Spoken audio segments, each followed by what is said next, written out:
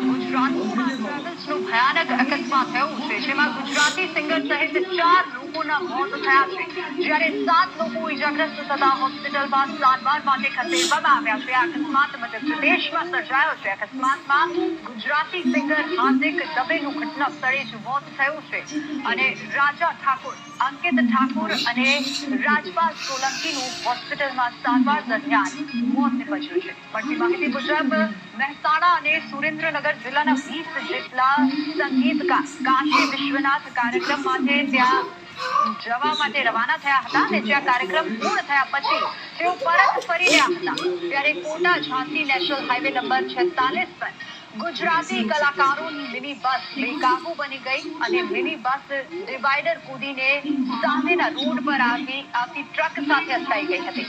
ઘટનાની જાણ થતાં જ સ્થાનિક પોલીસે આવીને તમામ મૃતદેહોને પોસ્ટમોર્ટમ માટે હોસ્પિટલ મોકલ્યા હતા અને આગળની કાર્યવાહી શરૂ કરી હતી.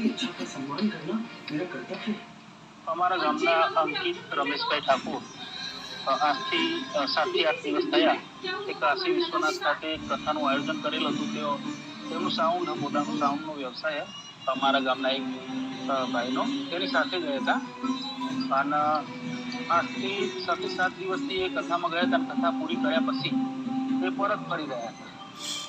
પરત ફરતી વખતે જોશીથી શિવપુરીના વચ્ચે અકસ્માત થયેલો છે. જાણવા મળ્યું છે કે એમ્બ્યુલન્સ મારફતે શિવપુરી, મધ્યપ્રદેશમાં શિવપુરી છે, શિવપુરીથી એમ્બ્યુલન્સ મારફતે અહીં લાવવામાં આવ્યું. મધ્યપ્રદેશમાં ફરવા ગયેલા લક્ઝરીમાં અકસ્માતમાં 4ના મોત હતા. 4ના મોત હતા એમાં એક અંકિત ઠાકોર કરી અને સુરજ ગામનો વ્યક્તિ છે. આપ પાછળ જોઈ શકો છો એનું ગામ છે સુરજ. સુરજમાં અકસ્માતમાં 4 મુસાફરોના મોત થયા હતા, જ્યારે સવાર 7થી વધુ મુસાફરો ઘાયલ થયા હતા. આપણે અહીંયા